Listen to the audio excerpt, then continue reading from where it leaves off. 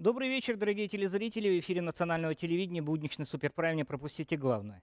23 января в субботу глава республики Егор Борисов провел встречу с населением в селе Намцы. И неудивительно, что в ряду вопросов, которые обсуждались на встрече, немаловажное место имел вопрос о дальневосточном гектаре. Как известно, 11 января жители и руководство Намского Улуса узнали, вернее, о том, что они стали пилотным муниципалитетом в ходе реализации проекта «Дальневосточный гектар». Как к этому относится и руководство, на какой стадии подготовка к реализации и что думает население Намского Улуса, об этом сегодня в программе «Не пропустите главное».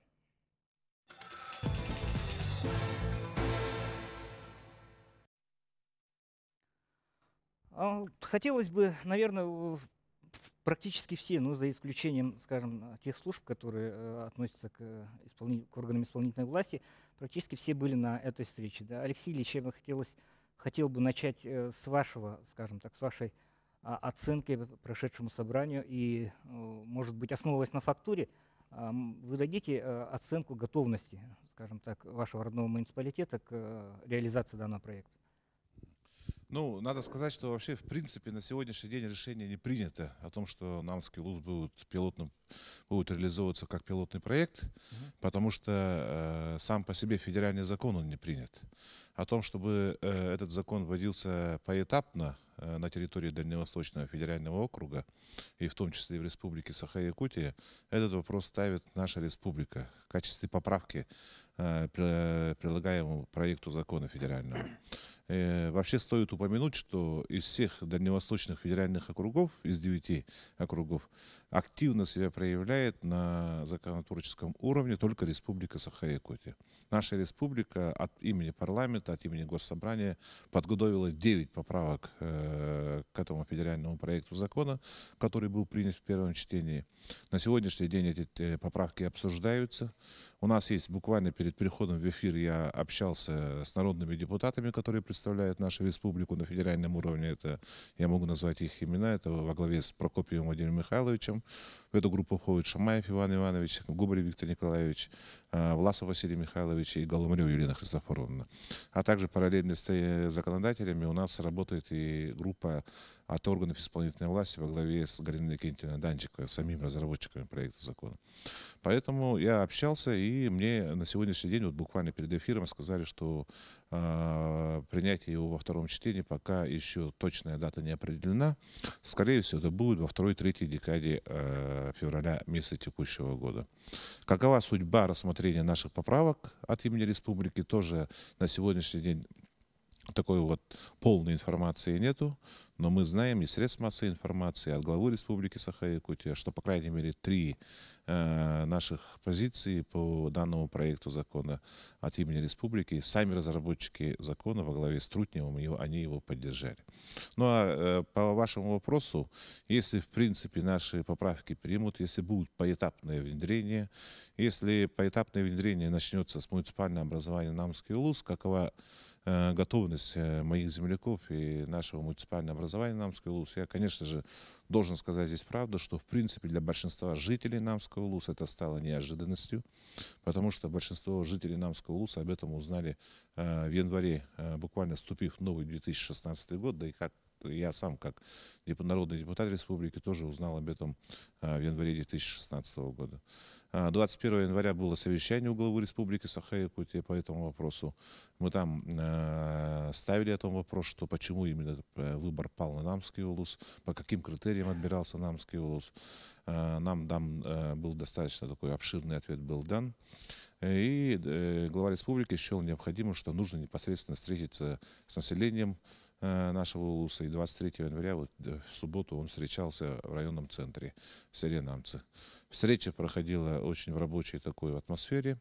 Надо сказать, что жители не все высказались в пользу решения о том, что с Намского Улуса нужно будет начинать. Многие высказывали позиции о том, что этого не делать ни в коем случае нельзя.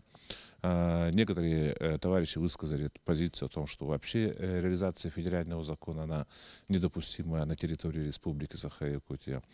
Ну а в конце встречи, когда Егор Афанасьевич в принципе начал объяснять позицию руководства республики, позицию республики в целом по данному проекту закона, разговор постепенно перешел к тому, что каким образом нужно будет реагировать на принятие данного федерального закона и каким образом максимально подготовить население Намского улуса, в принципе, к этому вопросу. И наиболее проблемные вопросы обсуждались, которые ставили жители Намского улуса.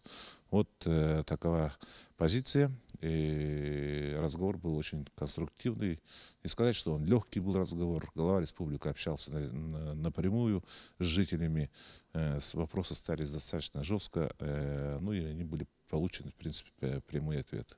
Но я еще раз повторяю, что мы правильно не вводили в заблуждение телезрителей, нашу аудиторию в республике. Окончательного решения по данному вопросу еще не существует. Ну, я тогда представляю, что руководство Намского улуса, Намского района, оно достаточно таки в сложном положении. Да? То есть, с одной стороны, нужно каким-то образом подготовленным в виде встречать, если федеральный закон будет принят, да? Но с другой стороны, у них гигантская ответственность перед населением целого района в плане того, что, возможно, не в том виде будет принят этот закон. То есть деятельность, в принципе, Государственной Думы мы на уровне здесь муниципалитета контролировать не можем. Да? Мы можем быть информированы, но мало ли как окажется, повернется, вернее, та или иная костяшка вот этой костей. Да? Вот тут надо говорить о том, что федеральный закон уже муссируется целый год, с прошлого года, с января. И муниципалитет начал подготовительную работу еще летом прошлого года. Да? Другой вопрос, вот вхождение в пилотный проект Намского улуса, да? Это вот в этом году только мы озвучили, вот как Алексей Ильич сказал. Но тут мы подготовительные работы с населением ведем уже с прошлого года, с лета. Значит, если идти по наихудшему, скажем так, варианту, что нам все-таки закон будет принят в этом ракурсе, то мы будем готовы, должны будем готовы и подготовить население к этому. С этой целью у нас в районе проводится очень много мероприятий. Потом и республиканские ведомства, и министерства, да, вот нам сейчас уже, ну, как бы получается, что нам по республике как бы будем единичный улус в этом направлении. Так что все действия и рабочей комиссии правительственной, и других ведомств и министерств направлены на то, чтобы улус должен быть готов к принятию решения данного законопроекта. Да, ну, давайте выслушаем мнение нашего телезрителя. Говорите вы в эфире. Слушаем вас. Николай Николаевич Новгородов. Вопрос, ну, не как такого вопроса, а примечание, что ли, так скажем.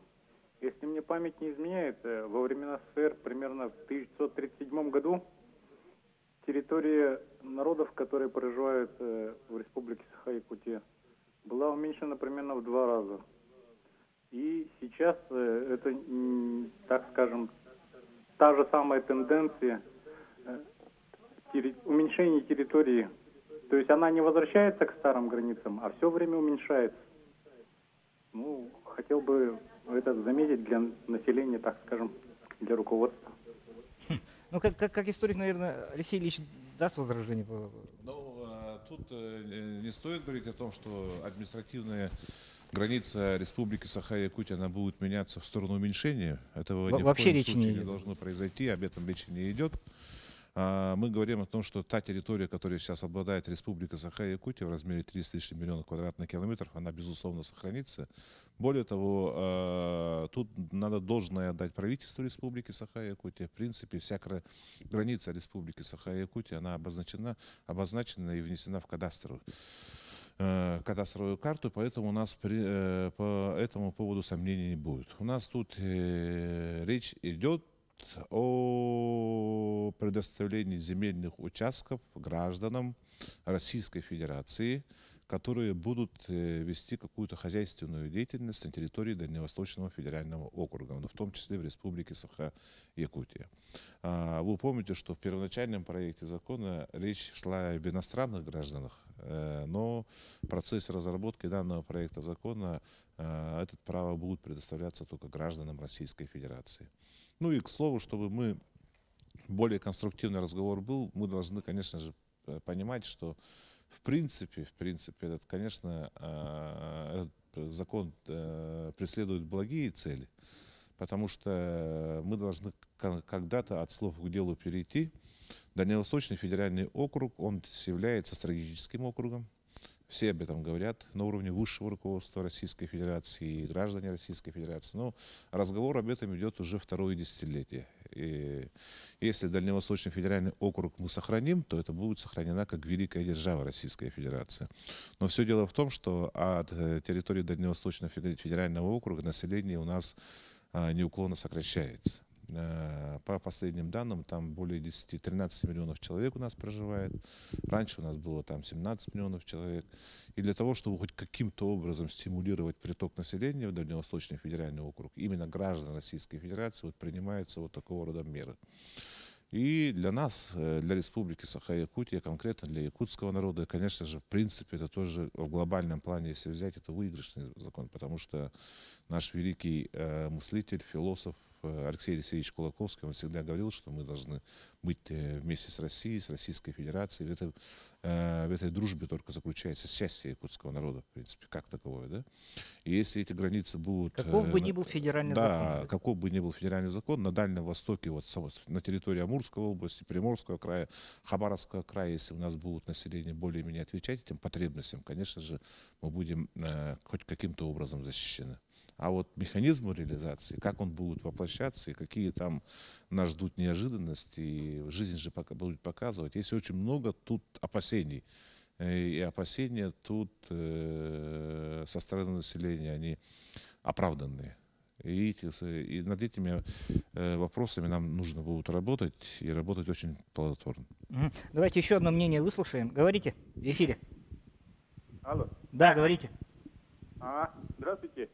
Короче, я хочу внести свое мнение, да, что помните события в Ленске, дорогу, когда Сургутнефтегаз нефтегаз проложил, и местные стрелялись там, то все, 5-10. Вы этого хотите, что ли, добиться? Весь город к нам сюда едет за грибами, на охоту, перекроет дорогу шлагбаумами и начнем стреляться со своими же охранниками, там, кто будут у этих вот служить. Ну, вы что? Короче да. говоря, категорически против. Вот это, пускай Подмосковье делят, они там привыкли драться, там стреляться, ради бога. Я ничего не говорю. А здесь этого не надо устраивать. Так, уважаемый, который вы свои опасения высказали, я думаю, любой закон, особенно этот закон, мы должны были рассматривать с точки зрения создания условий, которые могут способствовать действительно возникновению социальных конфликтов среди тех граждан, которые захотят получить землю, неизвестно в каких целях, ну, будем считать для благих целей, и теми гражданами, которые проживают во всех субъектах Дальнего Востока. Дело в том, что, по моему мнению, и с точки зрения гражданина, которому предлагается получить 1 гектар земли, не было никакого основания, что этот гражданин сумеет получить с 1 гектара. В условиях Якутии практически это было и уже реализовано, когда после распада совхозов, совхозы, земли, принадлежащие этим совхозам, были розданы членам этого совхоза, работникам всем. Но со временем, по истечении 10 лет, и выяснилось, что, оказывается, предоставление гражданам мелких земельных участков на самом деле не способствует развитию сельского хозяйства. В силу того, что с 1 гектара практически невозможно получить доходы которые позволяли этому землевладельцу чувствовать себя свободно в рыночных отношениях. В результате эти земли закрепляются за гражданином, а так как это собственность частного лица, при проведении или реализации государственных программ по развитию сельского производства ощущается нехватка свободных земель. И опять там на встрече с Егором Афанасьевичем было высказано со стороны тех, кто работает на земле. Это очень такое явление, которое доказывает фактическое отсутствие экономических обоснований. И встает вопрос, насколько это полезно фактически тем гражданам, которым предлагается 1 гектар земли. Я бы предложил совсем другое. Если государство действительно намерено создать условия для возвращения граждан, для освоения территории субъектов Дальнего Востока, то можно было бы увязать предоставление бесплатной земли не в размере 1 гектара, а в размере той, которая позволила бы пожелавшему переехать жить в субъекты Дальнего Востока гражданину со всей семьей и реализовать все его мечты. Ну, то есть Но на основании каких-то экономических выкладок, да? Да, этот закон, вот что именно 1 гектар. Почему именно 1 гектар? Что это? Он позволяет, как обосновано, что этот гектар будет именно таким привлекательным моментом для того, чтобы люди переехали. Я думаю, было бы более привлекательным, если бы государство приняло закон, по которому в виде поощрения граждан, которые пожелают приехать в пустующие территории субъектах Дальнего Востока, тому предоставлять столько, сколько он сумеет обработать. Не 1 гектар. Станислав Иванович, Можно давайте мы будет звонок еще гектаров. примем. Из города Москва аж, говорят, дозвонились. Да, здравствуйте, говорите. Алло, здравствуйте. Да. Вот я бы хотел поблагодарить вас как ведущего канала НВК СХ-24 за вот поднятие таких глобальных вопросов для жителей Якутии и в целом касающихся якутян.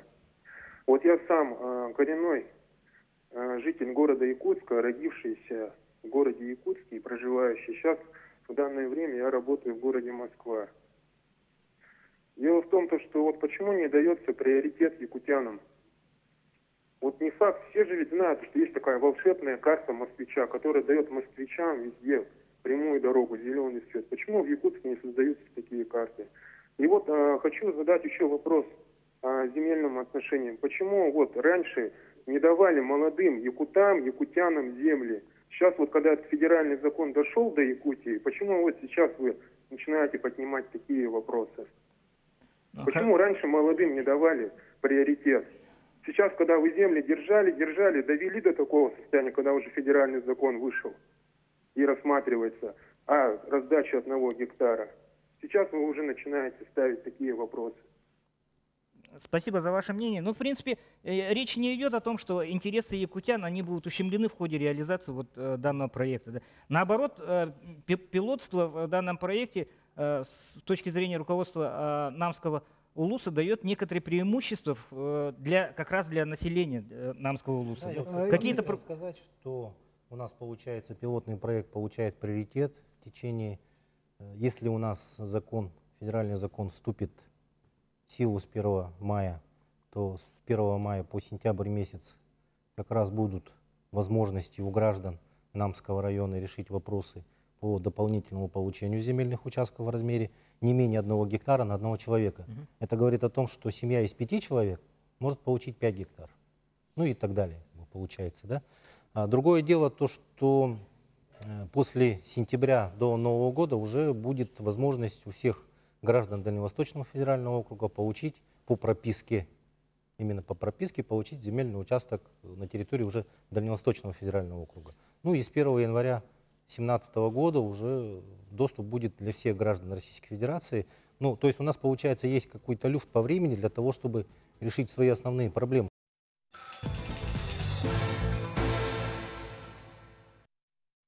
Мы продолжаем программу «Не пропустите главное». Сегодня речь идет о мерах по подготовке к реализации проекта дальневосточного гектара. Речь идет пока о пилотном муниципалитете Намском Улусе нашей республики. И мы остановились на том, что... Давайте продолжим. Да, как раз я говорил о том, что, допустим, если гражданин имеет в составе своей семьи 5 человек, он вполне может получить до 5 гектар. Но почему бы и нет? У нас в различных районах есть гостиничные комплексы, которые фактически расположены в землях лесного фонда, и они не могут оформить свои права. Вот в рамках этого получить земельный участок даже в размером 2 гектара на семью. В Сунтарском районе есть вот такая заимка, наверное, многие знают, гостиничный комплекс «Тещин язык». Он никак не может оформить свой земельный участок, потому что он находится в лесном фонде. А как раз вот этот закон позволил бы ему, после принятия, естественно, да, позволил бы ему оформить не только земельный участок, но и строение, которое он там соорудил. Саму гостиницу, домики для проживания. Вот в рамках как раз поддержки индивидуального предпринимательства, развития туризма, это было бы очень хорошо. Если же мы говорим о сельском хозяйстве, конечно, 1 гектар для нашей территории на одного человека это ничто. Но никто не мешает кооперироваться людям. На семейной основе, да? Да, или на семейной основе, или какое-то крестьянское фермерское хозяйство. Группами могут получить. Почему бы и нет? Если 10 человек, это уже 10 гектар. Я понимаю, что по большому счету мы, учитывая то, что у нас, как говорится, травостойкость не та, да, как в средней полосе, но, по крайней мере, определенные проблемы решить можно. И можно будет потом в дальнейшем получить, если у тебя есть нормальные возможности вложиться в сам земельный участок первоначально, в дальнейшем уже будет возможность получить какой-то другой дополнительный земельный участок к своему, но уже на других условиях. Но, по крайней мере, 1 гектар он может оформить собственность. Гарантированно. Да, гарантированно после использования в течение 5 лет. У него уже будет нормальный, скажем, капитал какой-то. У нас тут во время и рекламной паузы тоже не стихали, скажем так, споры, даже более острые, чем в эфире. Все-таки менталитет у нас такой, что мы немножко, когда камера включается, немножко затыкаемся. Да? И во многом прозвучало мнение, что 1 гектар это красиво звучит, но он красиво звучит для жителей средней полосы, да, которые, возможно, после всех жителей, скажем так, субъекта, где реализуется проект, станет какой-то призывной вехой, да, может быть. Вспомнили тут даже историю Америки о том, что есть мнение, приезжайте, а мы зато вам землю, сколько вы осилите. Да, на основании экономики какой-то. Именно, да. Любой сырьевой природный ресурс, будь то это ископаемые полезные, которыми мы гордимся, да, и которые сейчас дают основной доход, поступление основного дохода в бюджет республики, это освоение ископаемых природных ресурсов, алмазов, нефти, газа, да. Но испокон веков на всей планете основным источником жизнедеятельности народов является поверхностный слой земли, который осваивается как источник развития сельского хозяйства. Без железа можно прожить, а без пищи человек не проживет и месяца. Так?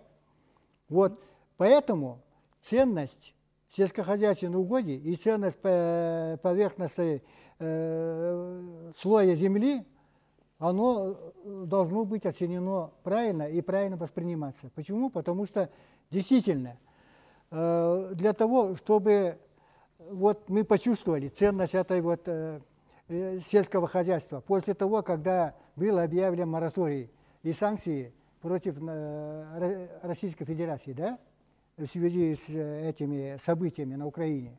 И что же? Оказалось, что мы очень были зависимы от продовольственно-аграрной политики европейских государств.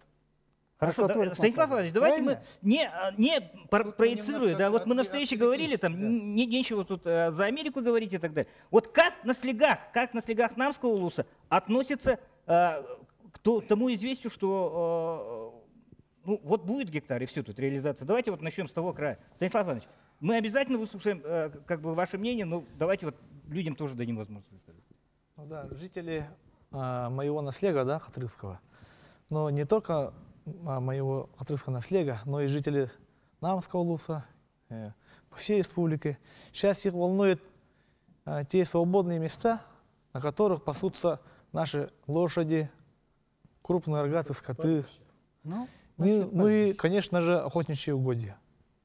Вот этот вопрос сейчас стоит на сельской территории остро. Как быть, зачем так, исходя вот этого вот проекта федерального закона, будут раздавать земли по гектару. И с прошлого года мы начали работу тоже с нашим улусом, с нашей администрацией, и уже начали более так серьезно отнестись к земельным отношениям, земельным вопросам, документации. Даже начали уже посписочно делать списки наших жильцов, у которых земли, сельскохозяйственные земли, участки, усадьбы. И вместе, сотрудничая с нашими депутатами, сельскими депутатами, да, мы раздавали вот эти списки уже по округам. Начали уже там выяснять, у кого есть документы, у кого непорядок там. И буквально в конце прошлого года с бюджета мы уже начинали выделять финансирование на межевые кадастровые документации свободных земель. То есть вот эта идея о том, чтобы выдавать какие-то субсидированные деньги на оформление документации, она уже реализуется, да?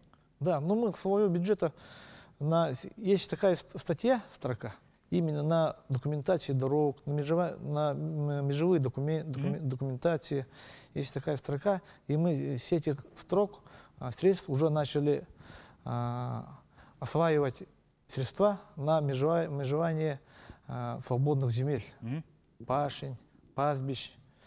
Ну и, конечно же, уже с прошлого года мы начали работу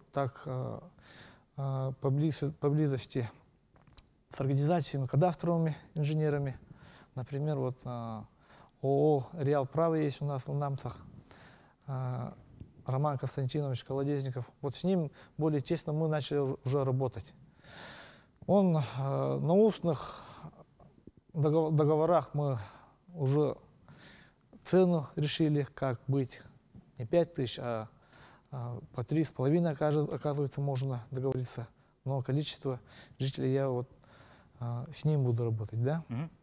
И буквально на той неделе мы пригласили инженера, где он с утра до вечера там сидел и работал вместе работали с моим заместителем. И он собрал документы на 57 участков. В данное время он оформляет. И в каждую среду он должен к нам приехать, в дальнейшем работать. Да? И таким образом мы Но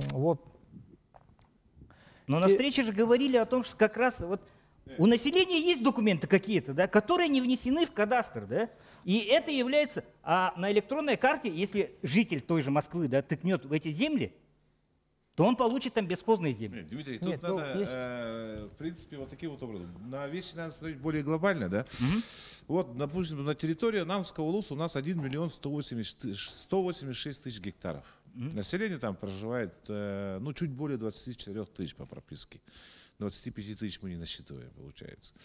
По федеральному закону там у нас земли населенных пунктов, они не подпадают под раздачу, получается.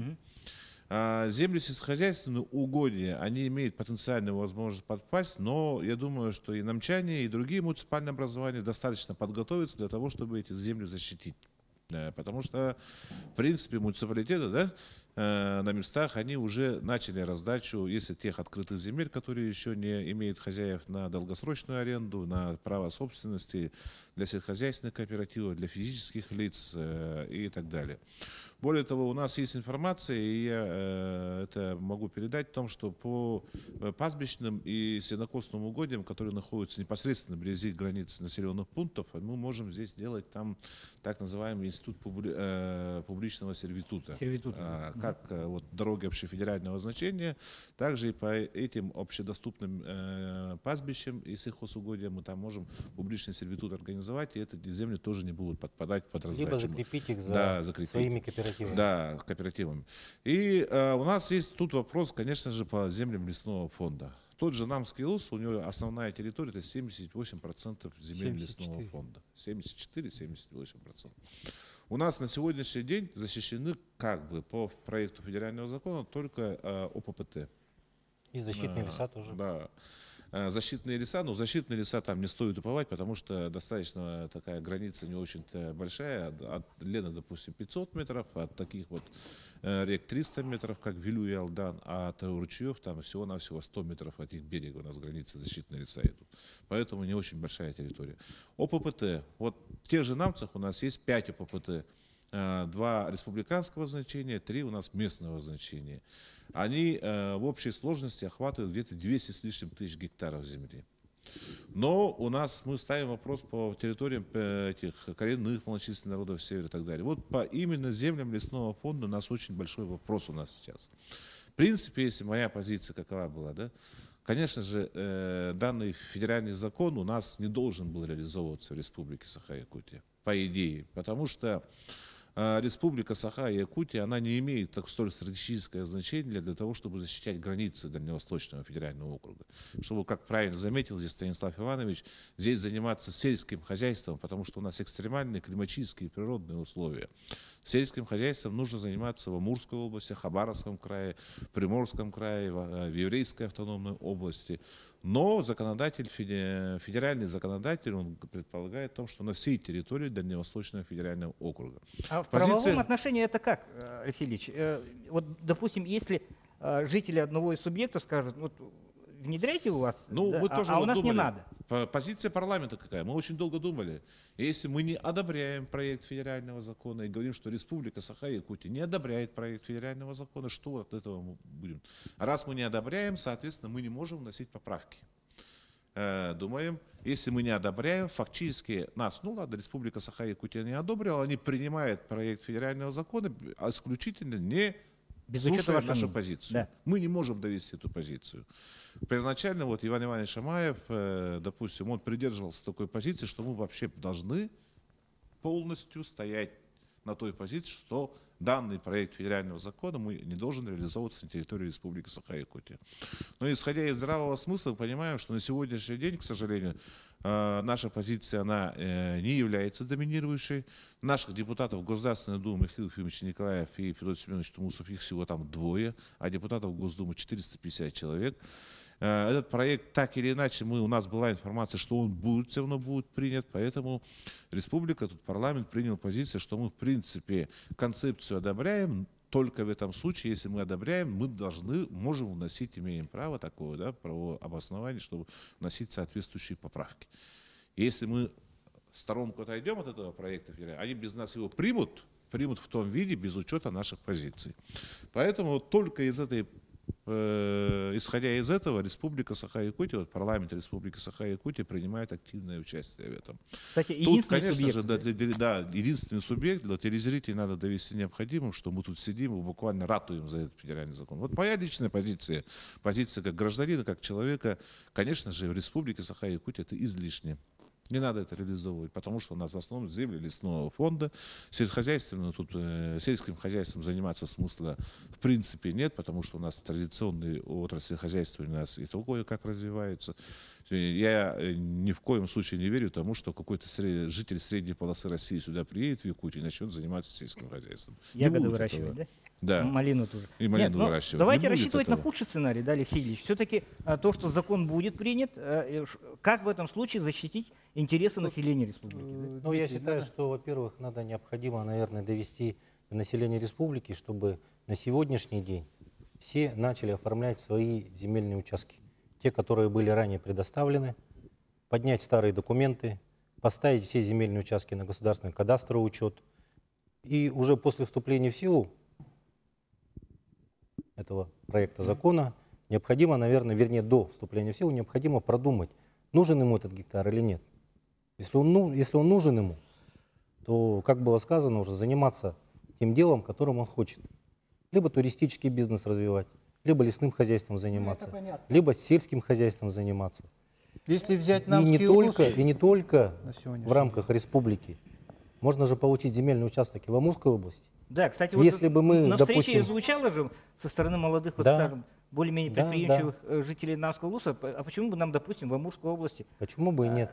не А если бы заполучить? мы выпали из этого проекта закона, сказали бы, мы не принимаем, то, естественно, мы закрыли бы возможность наших же граждан получить, допустим, в другом регионе или дополнительные земельные участки на территории своей республики, своего Телезрителям, муниципального конечно, образования. Тут надо, стоит упомянуть, я прошу прощения, перебью. Тут республика ставит вопрос о том, чтобы еще две позиции, это однократное получение 1 гектара земли. То есть тот же житель Намского района, Намского улуса, он, получив 1 гектар земли у себя в муниципальном образовании, он не может претендовать на территории других муниципалитетов Республики Саха-Якутия, если наша поправка пойдет, Это понятно. и на территорию других субъектов Дальневосточного федерального округа. То есть он должен сделать выбор, получается. Выбор если должен поправка сделать, пойдет. да. Вторая наша принципиальная позиция – это то, что должно быть целевое характер предоставления земли, потому что раньше вот в проекте самого федерального закона об этом вообще снова не говорится. По заявительному характеру человеку предоставили 1 гектар земли и все, закрыли, зачем он там занимается. А мы настаиваем на том, чтобы раз предоставили этому человеку землю, гражданину, то сразу не в собственность оформляется, во-первых, потому что ему предоставляется 5-летний срок на то, чтобы безвозмездное пользование. А собственность у нас состоит из 3 категорий со времен римского права. Это владение, пользование, распоряжение получается. Тут у него только пользование, 5-летний срок. И если он использует его по целевому назначению, то есть, а если он использует по целевому назначению, то он должен переехать сюда, получается, да? И он по целевому назначению использует, тогда, только тогда можно его оформлять. А если не используют? А если не используют, то эта земля отобрать и изымается поделить, да? Участок изымается. Да. Участок изымается. Но это опять-таки позиция республики. Пока на уровне разговоров, на уровне обсуждения с разработчиками проекта закона наша позиция принимается в таком виде. Ну а что будет в конце, когда мы увидим продукт его, тут предсказывать сложно, потому что и Госдума какая позиция у него будет, и вы сами понимаете, что это предвыборный год, 2016 год. Все партии парламентские там находятся в чемоданном настроении, как это будет отражаться. И очень многие факторы повлияют. очень многие факторы. Еще раз просто я скажу, что в ходе встречи с населением прозвучали вопросы больше к документации, да, то есть, во-первых, о том, что система вот эта кадастрового учета, она не в полной мере отражает фактическое вот это назначение, да, и второе о том, что нужны облегчить людям процесс вот оформления вот этих самых документов кадастровых. Как раз наша задача как муниципалитета состоит в том, чтобы подготовить население вот к моменту принятия данного законодательства. Да? Ну, это фактически получается так. У вас было более 10 лет, как только начали раздавать земли, да, правильно оформлять эти документы. И сейчас мы, признавая, что фактически органами местного самоуправления, которым отнесены вопросы кадастра земельных участков, на самом деле не решены. И органами государственной власти, которым отнесены полномочия по регистрации прав на недвижимость, в том числе на землю, да, тоже сработали плохо. Вот сейчас Станислав, давайте не скатываться на критику своих же земляков. Да нет, извините, мы говорим о федеральном законе, который касается интересов очень большого количества граждан Российской Федерации. Если мы, обсуждая этот вопрос, будем его выносить только с точки зрения интересов, допустим, нашего специалиста, которого надо жалеть, или местных жителей, которые проживают в каком-то одном муниципальном, пусть даже в Намском, да. Кстати, о том, что намские земли самые востребованные, это само собой, да. И вот, который вот человек озвучил, да, участвуя в нашем передаче, действительно, это очень большая опасность, социальные конфликты. Мы об этом должны говорить открыто. Пусть государство при принятии этого закона постарается предусмотреть механизмы смягчения, предупреждения этих возможных конфликтов.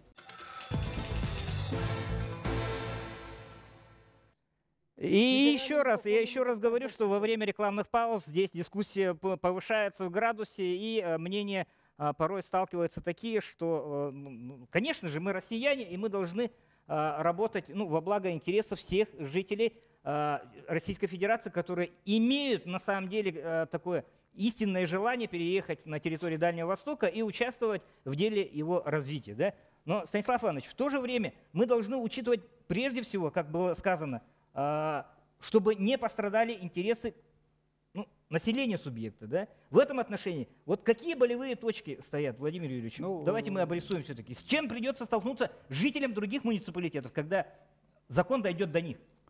В общем, сроки вступления этого закона очень короткие. Всего лишь там 3 месяца с небольшим осталось до вступления. Да? Что мы должны в этот момент успеть? Мы должны успеть, чтобы население то, что имеющиеся земли, оформил грамотно. Да? Тут мы столкнулись с кадастровыми проблемами, значит, ранее учтенными землями. Да?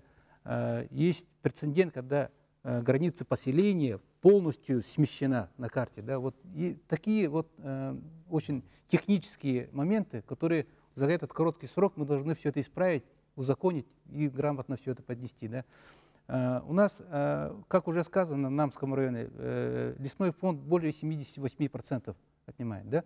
Мы сельскохозяйственные земли, да, особого, мы их должны все оформить. Есть тут пастбища, проблемы с пастбищами на каждом населении. Они стоят прямо на границах с поселением. Да.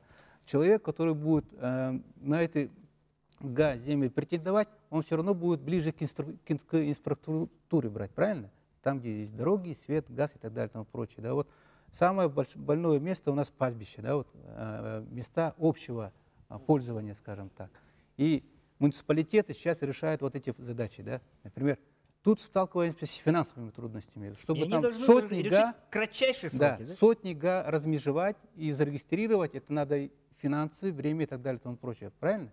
С этой целью администрация, значит, на сегодняшний день решила из бюджета около 2 миллионов только предусмотреть, чтобы взять на работу кадастровых инженеров, направить их населением по графику, чтобы охватить более масштабно. Тут я склонен поддержать Станислава Ивановича. Почему все 10 лет вот эта работа велась, скажем так? Тут проблема с кадастровыми работами. У нас, например, в Видейском наследии Намского улуса, да, работаем так, земельные участки, которые раздали до 2001 года, пожизненное наследие владения, постоянное пользование, с 2004 года межевое дело сделали, да? Кадастровый учет сделали и регистрацию права сделали. У нас все есть документы, а в публичном кадастровом карте у них нет. Как это можно понять? Границ нет. Почему такое происходит? Публичную кадастровую карту ведет Росреестр, и он получает базы от всех субъектов Российской Федерации, и он сводит в одну. И проблема тут в основном в системе координат. Они у каждого муниципалитета, у нас их много, свои. И у сельхозугодий тоже свои. Их свести в одну карту, это достаточно сложная работа. И у Росреестра по всем регионам разные карты были, поэтому свести их воедино и без никаких ошибок невозможно. Поэтому у них, получается, некоторые как будто лежат на другом месте. Как тут иллюстративно очень описывали. В одну карту свели, разные координаты свели в одну карту, в общую, личную карту. Оно не объективно показывает. То есть у нас сейчас в данный момент идет работа по переходу всей республики по кадастру на единую систему. Но на единую систему ведения кадастра по всей России. Но, как вы знаете, это прямоугольная система координат, то есть квадратная. А наш земной шар, он круглый. И чем ближе к северу, оно превращается в вот этот квадратик треугольники. И свести это на обширной территории нашей республики, это огромная, большая работа, сложная. Задаю вопрос прямо тогда. Успеют ли землеустроители, сотрудники кадастровой службы со всем этим справиться до наступления часа X? То есть до момента, когда уже это... До 1 мая. До 1 мая, грубо говоря, да. Успеет ли не мы, а успеет ли, во-первых, муниципалитеты найти деньги, это для... Когда межевание Нет, этого давайте насчет денег не надо. Вот чисто технические проблемы. Вот мы каждый раз на совещаниях хотим, чтобы кадастровые специалисты кадастровых, те, кто регистрирует, нет, я имею в виду кадастровые палаты, специалисты, выехали к нам, намцы, и эту проблему решили на месте с кадастровыми инженерами, которые работают у нас в области, землеустроителями, которые конкретно занимаются. Потому что, как вы говорите, если кадастровый инженер будет делать по-разному, и проблема не будет решаться. Мы их не руководим ими, они нам готовят межевые планы, и межевые планы кадастровая палата загружает в автоматическом режиме. Это файлами электронно к нам сдают. Мы их загружаем. То есть мы кадастровый учет делаем 10 рабочих дней, и этого срока мы не должны никак запаздывать. То есть сколько нам поступает заявлений, за 10 рабочих дней мы обязаны провести учет. То есть вопрос не стоит, что мы будем успевать или нет. Вопрос в основном стоит в формировании межевых планов. Да. Больше у них работы получится, чем у нас. Они должны будут найти, с этим столкнулись, провести аукционы и межевать. Но с межеванием, к нему не надо обязательно к межеванию сталкиваться, потому что это будет неразрешаемый вопрос. Денег таких мы не найдем, но в проекте стоит 14 пунктов защиты. То есть защита — это значит отказ предоставления земельного участка заявителю. Там 14 пунктов. Там не обязательно написано, что земельный участок полностью оформлен от А до Я. Если подписана, например, схема расположения земельного участка на данной территории, то хотя бы на 2 года есть отсрочка. Никто вот эту территорию не заберет. В преддверии вот этого грядущего федерального закона, который, как говорят многие, неизбежен, никто от этой отсрочки не даст. Да? По части механизмов, чтобы Елена Анатольевна тоже... Система документа оформления, электронная система документооборота, готова ли к решению вот данных проблем? Скажем так, естественно, по механизмам, те, которые прописаны сейчас в проекте закона, мы по ним отрабатываем, мы, в общем-то, вполне готовы принимать заявления. Здесь, на наш взгляд, по обращениям граждан, которые идут сейчас конкретно по Намскому району, мы видим 2 проблемы. Это проблема действительно оформления земель, и здесь нужно говорить не только про работу органов местного самоуправления, но непосредственно про оформление тех земельных участков, которые есть у людей. То есть здесь мы говорим о том, что не только орган местного самоуправления там 10 лет чего-то не дооформил, делали, а также мы говорим о гражданах, которые там в силу того, что тоже они не хотят платить там земельный налог, или еще в силу каких-то других причин свои земельные участки не оформляли. Поэтому сейчас мы информируем население о том, что эту работу нужно проводить для того, чтобы эти участки защитить.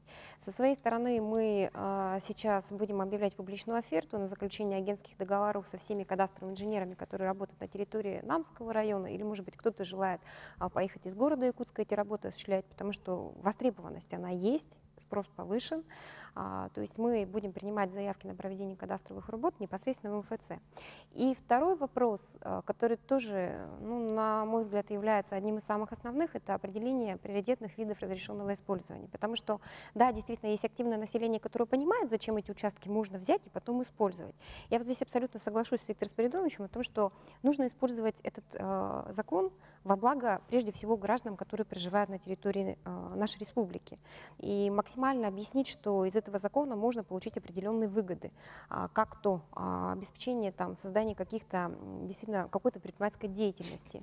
Сейчас вот все вопросы, которые возникают в этом плане, это, как правило, охотугодие.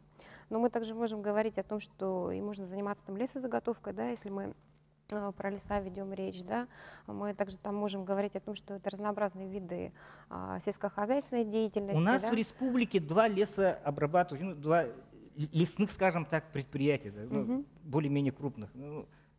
маленькие просто не выдерживают. То есть, речь идет, может быть, о пилорамах тех же самых. Конечно, на самом деле, дело в том, что граждане не совсем осведомлены, какие вообще есть виды использования этих земель.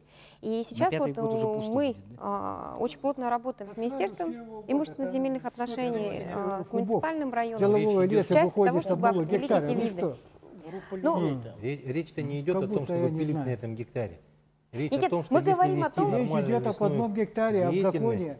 Нет, подождите, но мы говорим о том, да, что этот гектар все-таки граждане могут использовать. Действительно, это может быть семейный какой-то бизнес. А дело в том, что, понимаете, у нас вот этот малый бизнес, он не очень развит. Но, честно говоря, вот на мой взгляд, да, этот закон, он как раз может подвигнуть людей на то, что они могут этим заниматься. Хорошо, давайте мы все-таки попытаемся подытожить итоги нашего разговора в двух вопросах. О том, чтобы стимулировать население всей республики в плане того, чтобы ускорить оформление документации, это прежде всего, это самый жесткий опыт Намского улуса. Да? И во-вторых, чтобы общественные организации, общественные объединения продолжили работу в сфере отстаивания интересов жителей нашей республики также. Этот процесс тоже должен продолжаться и не должен прерываться. Я думаю, в этом отношении. Вот все эти проблемы, которые сейчас вы озвучиваете, да, вот здесь озвучиваем.